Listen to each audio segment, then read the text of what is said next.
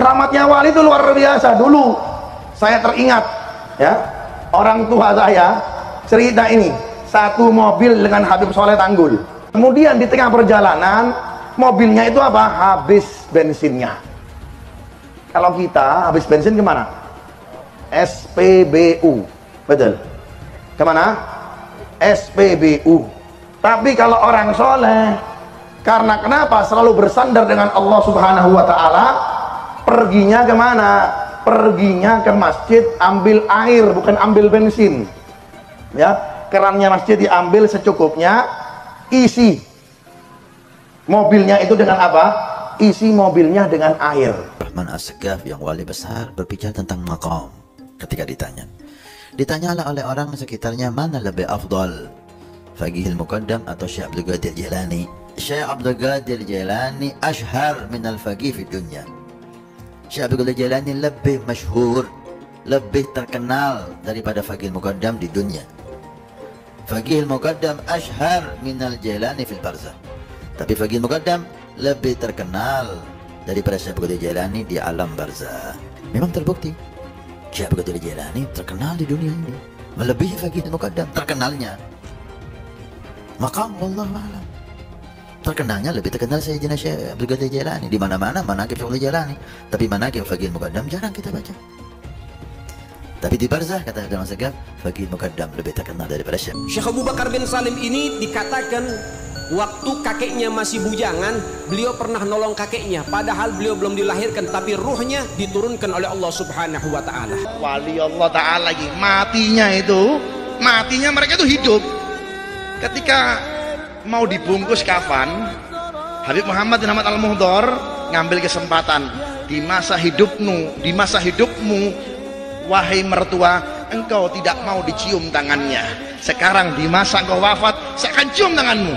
Ketika mau diambil tangannya, subhanallah, beliau langsung mengangkat tangannya, padahal beliau sudah meninggal. Karena kenapa? Adabnya dengan mantunya. Karena mantunya juga apa? Termasuk orang-orang yang dekat dengan Allah, sehingga malulah seorang mertua dicium tangannya oleh siapa? Oleh menantunya. Masya Allah. Habib Umar Muhdhar ini, ya Allah, kewaliannya sangat hebat, sampai namanya bisa dibuat mainan. Kenapa bisa dibuat mainan? Kalau kita di Indonesia, anak TK mainnya perusutan, ya kan? Terus kalau anak sini nggak naik ke atas loteng, teriak, ya Umar Muhdhar, buk, sakit nggak apa-apa. Berkat manggil nama Abu Muhdhar, nggak ada yang bekas, nggak ada yang luka, naik lagi. Ya Umar Muhdhar, buk, naik lagi. Perusutannya pakai namanya Umar Muhdhar. Karena seperti yang kita katakan tadi, beliau termasuk sahibul darat, orang yang paling cepat kalau dipanggil.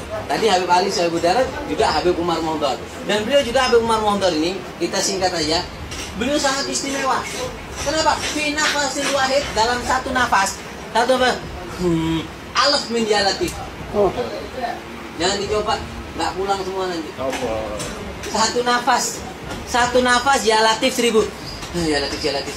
Nyobanya nanti kalau sudah makan. Sekarang 10 pingsan semua. Bung Karno tuh tidak bersahabat dengan Habib. Sejak kapan kita jadi budaknya orang-orang Yaman? Tidak ada kaitan itu antara apa yang sekarang disebut habaib di Indonesia itu dengan Ali atau dengan Nabi Muhammad apalagi gitu. Yang menyinggung rasa nasionalisme saya itu ketika pejuang-pejuang kemerdekaan dari nenek moyang kita itu katanya Habib. Yang menentukan merdeka tanggal 17 itu Habib. Waduh. Jadi klaim-klaim seperti itu apapun terganggu gitu ya. Ada surat resmi Bung Karno ya, dalam surat menyoratnya dengan Hasan itu, dia merasa jengah dengan Habib. Saya nih kok begini ya, Habib nih kok begini ya, merasa menindikan diri. Saya tidak suka kata Bung Karno. Ada suratnya. Ada suratnya itu? Ada suratnya. Nanti bisa dilihat. Jadi Bung Karno tuh tidak bersahabat dengan Habib. Bahwa mungkin kenal tuh iya. Bahkan sesudah merdeka ketemu lalu di foto-foto itu ya. Ada surat menyurat Bung Karno dengan Hasan itu. Saya tidak setuju. Seakan-akan Habib ini kelas tersendiri gitu tuh Bung Karno. Saya udah selikidi bahwa mereka cuman cek ombak. Dari dulu memang begitu, koar-koar doang. Ternyata pembicaraan mereka di depan layar dengan di belakang layar beda. Ternyata masyarakat sekarang kok malah ngelawan, bukannya takut, memang brengsek ini si Imad. Gara-gara Imad, masyarakat jadi berani, jadi cerdas, gak bisa dikibulin lagi. nggak bisa diancam-ancam lagi. Justru banyak yang terprovokasi sama si Imad katanya. Begitu kurang lebih percakapan di belakang layar, saudara. Jadi provokasi yang dilakukan oleh Imam Unyil sudah nggak berlaku lagi. Mbak Firza hadir lagi, Bang TJ.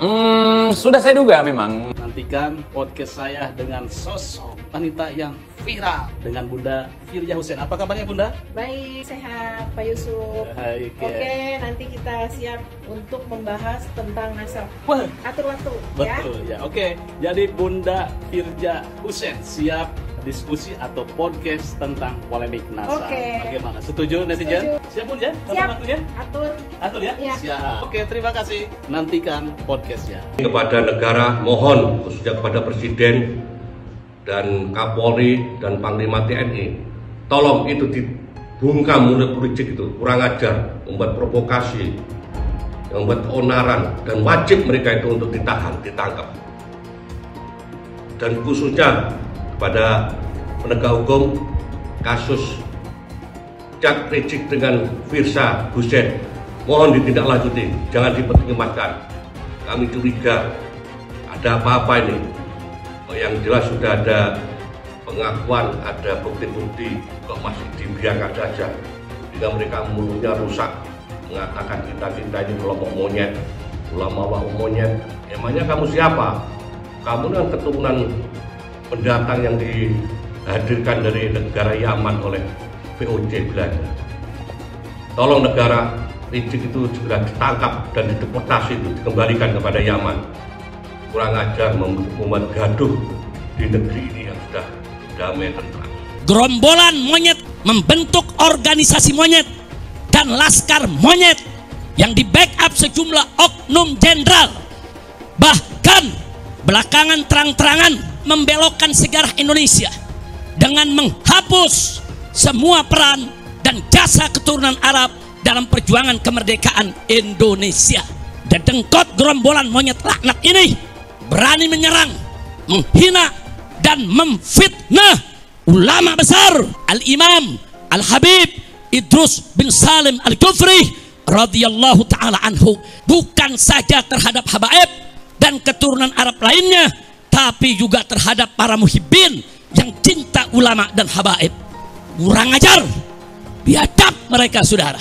Kepada Presiden Prabowo Subianto agar segera instruksikan Panglima TNI dan Kapolri untuk secepat-cepatnya gelar operasi pembasmian gerombolan monyet. Saya serukan kepada seluruh habaib dan keturunan Arab serta para muhibbin di Indonesia yang duduk di eksekutif, legislatif maupun yudikatif agar bergerak dan bertindak secara nyata, segera bubarkan organisasi monyet dan tangkap para pemimpin monyet beserta laskar monyetnya, serta pecat semua oknum yang jadi backing gerombolan monyet tersebut. Saya kalau bilang orang yang menista agama itu Ba'alawi, saya nggak bicara oknumnya ya, tapi memang kebanyakan dari Ba'alawi. Mereka menista agama, penistaan agama apa? Mereka mengatakan menuduh Nabi pernah ke Yaman, itu kan menista. Terus mengatakan Nabi pernah memberi mereka hadis di dalam mimpi. Sedangkan semua ahli sunnah imam empat mazhab mengatakan Nabi kalau sudah meninggal terputus itu wahyu. Saya tanya, hadis itu termasuk wahyu nggak? Gimana Pak Yai? Wahyu. Jadi Nabi meninggal wahyu terputus. Tapi kan Ba'alawi mengatakan saya mimpi saya dapat hadis dua. Yang pertama hadis masalah kopi. Hadis yang kedua siapa yang mencintai Ba'alawi masuk surga. Ya ini bikin hadis palsu, mengaku kami dapat hadis dari Nabi, itu menistai Nabi nggak? Itu loh. Itu menista agama itu namanya. Terus juga ada Habib yang mengatakan Muhammad itu adalah Allah sendiri. Itu mereka kalau mau diproses, protes orang-orang ini diproses, penjarakan. Ahok baru satu kali ngomong saja langsung didemo habis-habisan gitu. Jadi kalau mau penjarakan penista agama, jangan Ahok aja yang dipenjarakan, Ba'alawi juga dipenjarakan karena mereka banyak menista agama. Jadi saya minta kepada pemerintah jangan diam aja gitu loh. Kita dituduh sekarang memecah belah. Terus mereka yang memecah belah selama ini ngadu domba sama pemerintah, antara masyarakat, suruh pemerintah demo sana sini, meninggal orang Nusantara di jalanan, di mana-mana. Siapa yang lebih mengadu domba? Kita apa mereka? Mereka. Ngaco aja bilang terpecah belah. Iya karena dawer mereka berkurang. Alasan. antara Sayyiduna wa Maulana Abdurrahman Wahid dan Rizik Syihab. Kalau kita ingin tahu bagaimana dia menantang mubahalah kepada Gus Dur dulu. Gus Dur, bawa anakmu, bawa istrimu, yuk kita bermubahalah. Siapa di antara kita yang dapat laknat? Kalau saya dalam kebenaran, maka kau akan mendapat laknat. Kalau kau dalam kebenaran, saya dan keluarga akan mendapat laknat. Gus Dur sudah meninggal apa belum? Gus Dur sudah wafat dan dunia menyaksikan Gus Dur wafat dalam keadaan mulia. Gus Dur wafat sebagai seorang presiden yang diiringi sampai liang kuburnya dengan penghormatan paling tinggi dari negara Republik Indonesia. Dihadiri oleh presiden dengan iringan la ilaha illallah oleh para santri. Ribut antara pas pampres, antara protokol negara dengan protokol santri. Pas pampres pengennya pakai darder, santri ya ilaha illallah, ngacak semuanya, pengen menghormati Gus Dur untuk terakhir kali. Ketika dia sudah ditanam, sudah didafnu, kemudian mulai dari dia itu dikubur, doa-doa suci dari masyarakat untuk dia sampai hari ini tidak pernah berhenti. Ini menunjukkan Gus Dur radhiyallahu anhu wafat dalam kemuliaan. Ketika hidup dia hidup dalam kebenaran, menegakkan kebenaran, dan ketika wafat dia wafat husnul khatimah, wafat dalam keadaan mulia. Sekarang tinggal musuhnya yang mubahalah itu. Kita akan saksikan yang berani bermubahalah dengan Gus Dur itu bagaimana akhir hidupnya. Hari ini alamannya sudah mulai nampak. Bagaimana setiap hari dia merendahkan dirinya dengan kehinaan, terus menuju titik nadir kehinaan yang paling hina dina. Terima kasih. Rizik itu adalah ikon penistaan terhadap Rasulullah. Bagaimana tidak, saudara? Dia punya menantu namanya Munif. Si Munif itu menistakan Rasulullah dengan menyamakan si Rizik silap ini, Al-Kaburi ini dengan Rasulullah. Rasulullah dibilang mirip akhlaknya. Rizik mirip akhlaknya dengan Rasulullah. Ataupun mewarisi, bukan mirip, mewarisi akhlak Rasulullah. Kemudian mewarisi jasad Rasulullah, saudara. Itu kan penghinaan terhadap Nabi. Akhlak si Rizik gimana, akhlak Rasulullah gimana, saudara? Jasad Rasulullah gimana, jasad si Rizik gimana ya? Ya akhwan. Saya ulang-ulang itu, biar kalian tidak terpana, tidak terkontaminasi dengan omongan si menantu si Rizik laknatillah alaihim itu. Sementara hari ini kita bisa melihat si Rizik cebol ini. Mukanya hitam, hidungnya pesek, pipinya tembem, matanya belok, perutnya buncit, badannya pendek. Persis kayak celeng, celengan Semar. Celeng juga mirip. Apa kalian rela kalau Rasulullah, manusia yang kalian rindukan, manusia yang kalian harapkan untuk bisa bertemu dengannya, disamakan dengan si Rizik? Dia bukan cucu Nabi, dilihat dari hasil tes DNA yang sudah ada. 180 orang sudah tes DNA. Dan tes DNA-nya menunjukkan haplogrup mereka itu G. Sedangkan keturunan Nabi menurut para ahli harus mempunyai ciri kode genetik haplogrup J1. Sesuai dengan para keturunan Nabi yang sudah tes DNA di seluruh dunia Islam. Mulai Saudi, Al-Abdali, Al-Auni, Al-Jamajizah, kemudian di Yordan, Al-Hashimi, di Maroko, di Yaman itu. Di Yaman itu ada yang bukan Pahlawi, namanya Al-Zaidi, Rasi, At-Toba-Toba, Al-Jailani. Semuanya kebanyakan terkonfirmasi dari hasil tes DNA mereka bahwa mereka benar keturunan Nabi. Karena kode genetiknya haplogrup J1 yang menunjukkan dia orang Arab, keturunan Ibrahim. Kajian ilmiah dibalas dengan ilmiah, bukan dibalas dengan kedustaan manuskrip-manuskrip. Dan kalau kita bongkar, memalukan Pak. Kitab-kitab Balawi itu kan udah banyak tuh. Kita bongkar satu-satu, memalukan. 90% kedustaan. Kitab-kitab ulama yang dikatakan muhaddis, Alwi bin Thohir itu muhaddis. Tapi kalau kita uji kitabnya, dia menunjukkan ada dalam manuskrip anu, ada dalam kitab anu, 90% kedustaan. Siapa? Berasal dari mana? DNA-nya dari mana, genetikanya dari mana. Ini adalah upaya sistematis. Kemudian orang lain datang dari negara lain ke sini, tiap hari membanggakan leluhurnya, tiap hari bercerita keunggulan leluhurnya, tiap hari kita harus mendengarkan riwayat-riwayat leluhurnya. Setelah itu kita bermahabbah pada mereka, menghormati mereka, mendewa-dewakan mereka, dan kita menganggap diri kita lebih rendah dari mereka. Dan tak terasa domba kita kirim, uang kita kirim untuk mendapatkan air putih agar kita usahanya lancar. Kita keluarkan uang demi mereka, dan kita semakin direndahkan martabatnya sebagai suku dan sebagai bangsa, padahal mereka makan setiap hari. Bagaimana seorang Habib ada yang mengharamkan anak-anak NU untuk masuk ke Banser. Orang-orang Jawa, anak-anaknya jangan sampai masuk ke Banser, jangan sampai masuk ke Ansor. Itu dilakukan oleh para habaib. Apa? Tidak ada yang berani menghina Hasyim Asy'ari di Indonesia ini kecuali dari Ba'alawi, Faisal Assegaf. Bagaimana terakhir Twitter dia menghina ketum PBNU kita, Gus Yahya. Tidak ada yang lain yang berani seperti itu kecuali dari Ba'alawi. Gus Dur siapa yang berani? Yang berani menghina Gus Dur, menghina Yeni. Itu hanya Faisal Assegaf. Yang ada itu Ba'alawi atau mukhibin-mukhibinnya itu mempersekusi para kiai. Kiai-kiai kita dipersekusi dari zaman dulu oleh orang-orang yang mengaku turun Nabi yang tidak terverifikasi. Pernyataan saya bahwa ilmu nasab itu tidak sesuai dengan kriteria akademik itu terbukti karena diakui sendiri oleh mereka. Mereka mengakui bahwa kita tidak mensyaratkan kok adanya naskah sezaman. Dalam konteks itu seharusnya sudah selesai bahwa ilmu nasab, karena saya mengatakan itu dan dikonfirmasi oleh lawan bicara saya pada waktu itu, ya sebenarnya sudah selesai bahwa ilmu nasab yang digunakan Rabithah Alawiyah dalam hal ini bukan berarti salah, tapi tidak memenuhi syarat akademik.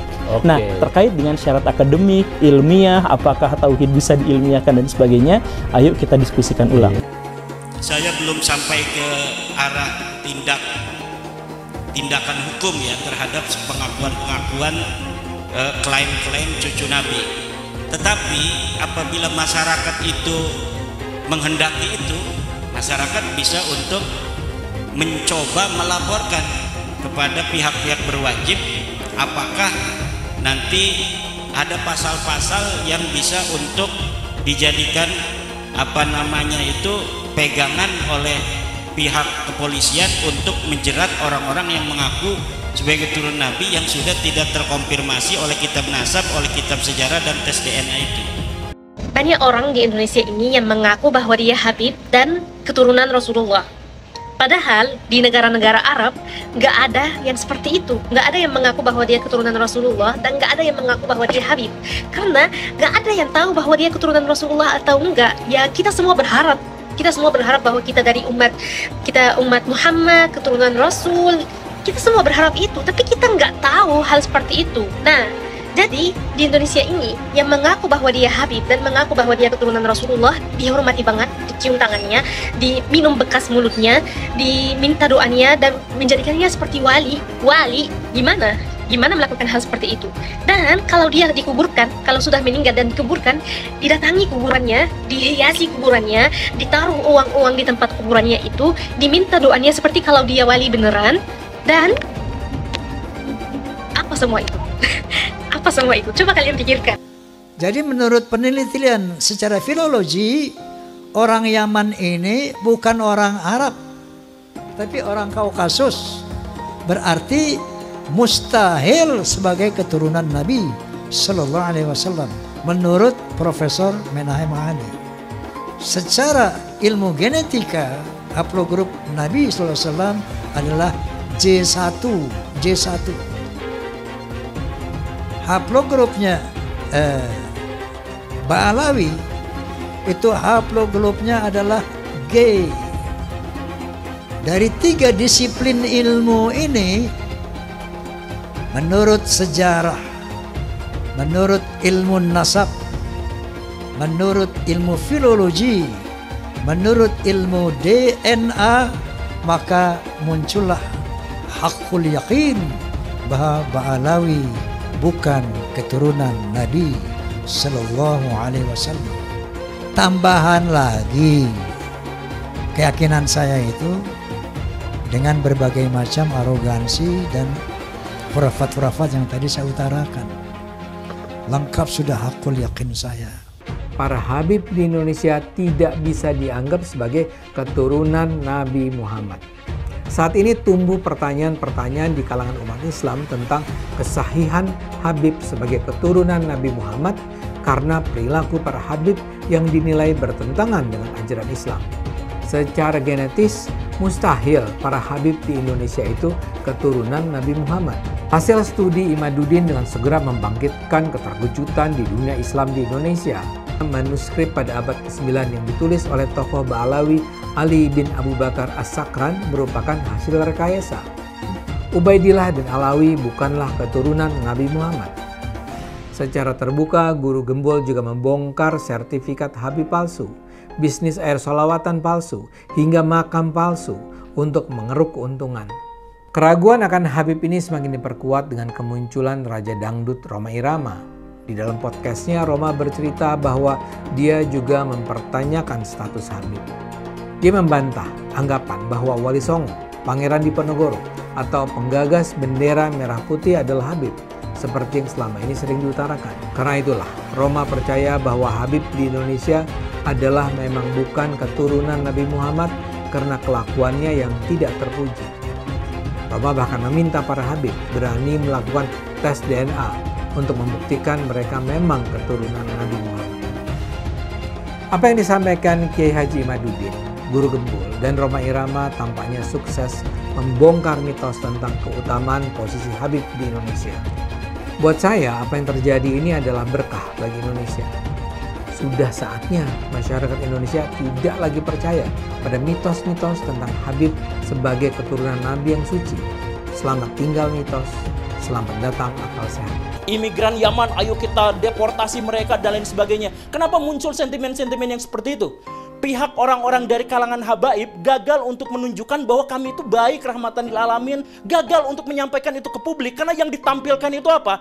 Kekerasan atas nama habaib, bahwa kami itu boleh melakukan persekusi. Bahkan Pak Habib Bahar bin Smith di pengadilan, ketika beliau sedang diadili, kemudian ada saksi dan kemudian beliau mengatakan, kamu tahu nggak siapa saya? Saya adalah keturunan Nabi. Kalau kakek saya begini, kamu tahu kakek saya seperti ini, kenapa kamu memberatkan? Kamu membuat kesaksian yang memberatkan pada saya. Itu kan sebenarnya menyakiti kaum muslimin. Karena ada orang yang melakukan kekerasan atas nama Nabi, diadili tapi minta privilege. Siapa yang melakukan itu?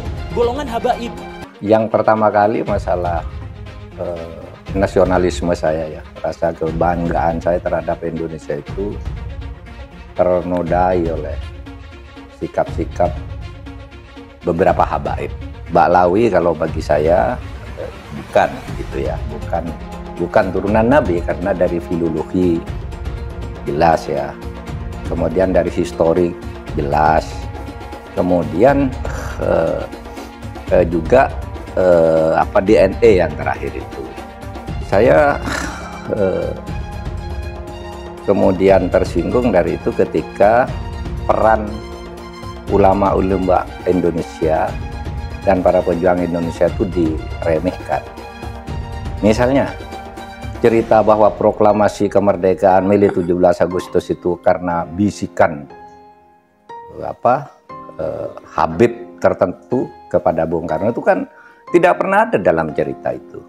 Tidak ada Habib, cerita Habib ini tidak pernah ada di dalam sejarah kecuali dulu menjadi Usman Yahya itu menjadi muftinya Belanda yang mengharamkan kita melawan Belanda. Justru itu Habib yang jelas itu tertulis dalam sejarah. Kalau Habib berbisik ke Bung Karno kapan? Dan tidak pernah ada cerita itu. Nah kalau sekarang lalu Habib, lalu para pejuang dihabibkan semua kan, Diponegoro, siapa lagi? Imam Bonjol.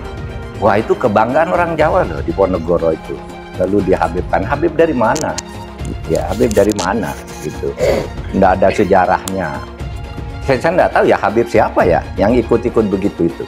Berjuang kemerdekaan Indonesia itu. Jangan lupa, umat Islam di jagat raya salatnya tidak akan diterima oleh Allah Subhanahu wa Ta'ala kalau tidak mau mendoakan Habib. Umat Islam mulai gaya, mulai mengkoreksi Habibnya, mulai mengkoreksi ulama-ulama dari anak cucu Nabi Muhammad SAW. Orang yang seperti itu mirip dengan iblis. Sekarang yang bilang belajar tuh ke Habib, jangan ke yang lain supaya tidak sesat. Nah, kalau Habibnya blow on, kalau Habibnya sesat, gimana?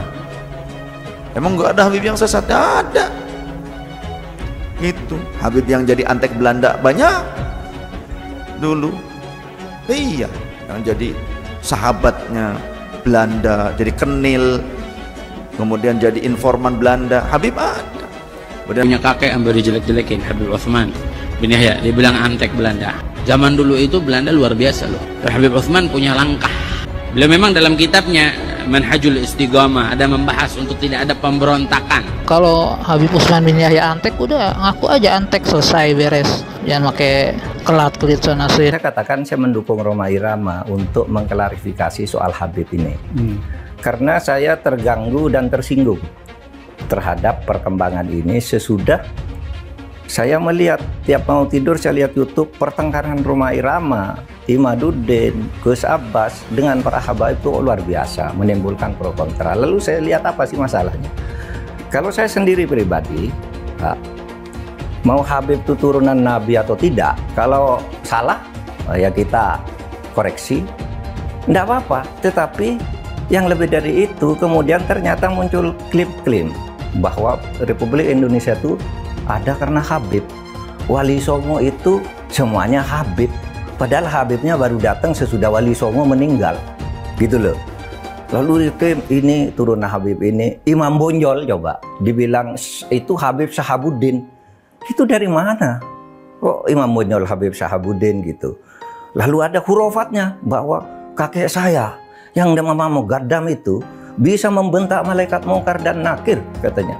Mengklaim-klaim begitu dan orang yang tidak tahu, orang awam banyak yang percaya karena ini Habib yang ngomong. Ada yang mengatakan kalau Indonesia ini merdeka dibutuh oleh Habib ini. Bung Karno itu tanggal 17 Agustus dibantu oleh Habib siapa gitu untuk menyatakan kemerdekaan. Loh, kita tahu yang bantu tuh Jepang. Namanya Maeda di kantor dan di Maeda. Orang Jepang juga membantu. Orang Belanda yang membantu kemerdekaan ada juga. Namanya siapa? Edward Weizsäcker yang mendirikan 3 serangka. Ya Belanda juga. Ya, orang India banyak, orang Arab non Habib banyak, orang Cina banyak. Lah kenapa? Kok lalu diklaim oleh Habib? Ya kita sendiri yang paling dominan, yang lain tuh yang membantu. Kan gitu kalau saya ya, rasa nasionalisme saya. Itulah sebabnya saya dukung Rhoma Irama. Satu Habib, walaupun Habibnya jahlun, maksudnya bodoh kata Iwan, itu ukurannya perbandingannya amat 70 kiai yang alim. Kami adalah majikan kalian, kami adalah pemilik bangsa, kami adalah pemilik kedaulatan Indonesia. Hai semua, nama saya Jonas Leong. Saya adalah investor saham, forex, dan juga kripto. Channel ini banyak membahas tentang berita terkini, edukasi finansial, investasi, dan lainnya. Jangan lupa subscribe channel ini kalau kamu suka dengan konten yang serupa. Follow juga sosial media lainnya yang saya taruh di kolom deskripsi. Di sana kalian akan mendapatkan konten yang berbeda. Saya juga punya Telegram channel yang isinya berfokus kepada trading dan juga investasi. Itu Telegramnya gratis. Oke, kita lanjut ke videonya. Sebagian besar penonton di video ini setelah menonton video di awal mungkin bertanya, apakah kejadian seperti krisis 98 akan terulang? Belum lagi keadaan global yang tidak menentu. Lalu apa yang bisa kita lakukan untuk selamat dari krisis yang mungkin akan datang dalam waktu dekat? Jawabannya adalah investasi. Kebanyakan dari kalian yang nonton, kalau investasi pikirannya pasti hanya properti.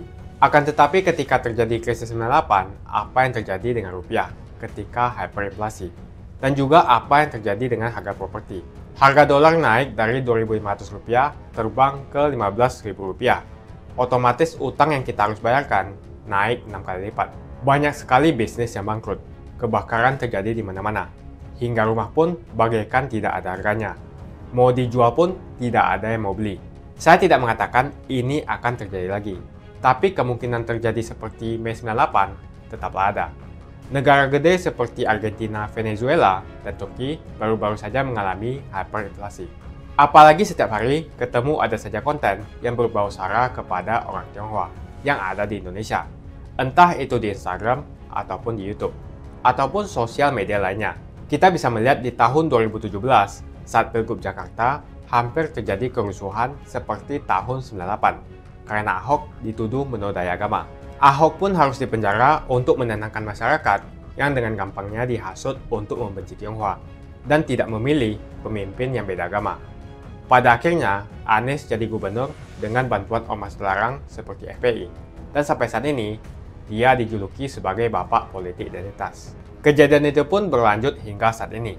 Masifnya pemberitaan sara terhadap Tionghoa beredar di media-media yang gak jelas. Penontonnya setiap hari dihasut untuk menggulingkan pemerintahan karena tuduhan Indonesia dikuasai oleh Taipan atau Sunda Naga, yang ujung-ujungnya menyalahkan Tionghoa lagi. Kita bisa melihat kejadian di PIK 2, di mana ormas terlarang seperti FPI dan HTI terus menghasut masyarakat untuk membenci Tionghoa. Saya tidak bisa membayangkan jika kejadian seperti Mei 98 terulang kembali. Setiap musibah yang selalu disalahkan adalah keturunan Tionghoa. Setidaknya di video ini saya akan membagikan strategi saya yang udah saya terapin jika kejadian seperti tahun 98 terulang kembali. Tujuan dari strategi ini supaya kita setidaknya bisa selamat dari masalah finansial ketika musibah ini terjadi. Strateginya adalah investasi di aset yang berbeda-beda, bukan di satu jenis aset saja, misalnya hanya di properti. Kalian bisa mulai belajar berinvestasi di aset yang berbeda seperti Bitcoin, emas, dolar, bahkan saham global atau saham Amerika. Ini adalah cara yang bagus untuk mengurangi risiko tergantung kepada satu jenis aset. Bukan gak nasionalis kalau mau invest di aset-aset yang saya sebutkan tadi. Tapi memang peluang yang kita dapatkan dan potensinya memang jauh lebih bagus dibandingkan kita membeli properti, apalagi deposito. Pertama, jenis aset seperti emas. Setidaknya kita bisa terlindung dari efek hyperinflasi yang terjadi. Selain itu, kalian juga harus belajar bagaimana mendapatkan penghasilan dari emas. Kedua adalah belajar investasi aset global seperti saham Amerika atau saham global. Ketika terjadi krisis, yang paling berdampak adalah saham-saham Indonesia. Karena semua utang perusahaan dalam bentuk dolar akan terkena dampaknya. Deposito, reksadana, dan juga properti akan terkena imbasnya. Poin yang ketiga adalah belajar mengenal berinvestasi di Bitcoin. Alasan kenapa saya suka banget dengan kripto, karena saya bisa pergi ke negara manapun di dunia ini. Misalnya saya pergi ke Singapura, saya tinggal jual saja kripto saya di negara itu. Saya menganggap Bitcoin itu sebagai aset properti digital yang bisa saya bawa kemanapun dan jual kapanpun secara instan. Kalau misalnya saya butuh uang, detik ini pun bisa saya jual dan tidak perlu menunggu berbulan-bulan. Itulah strategi saya jika kejadian 98 terulang kembali, untuk kita bisa selamat dari masalah finansial. Kamu bisa cek link di kolom deskripsi untuk memulai investasi. Dan saya juga sudah sediakan video playlist supaya membantu kalian paham tentang investasi. Semoga video kali ini membantu kalian untuk selamat dari masalah finansial ketika musibah ini terjadi kembali. Semoga Indonesia selalu damai dan sampai jumpa di video selanjutnya.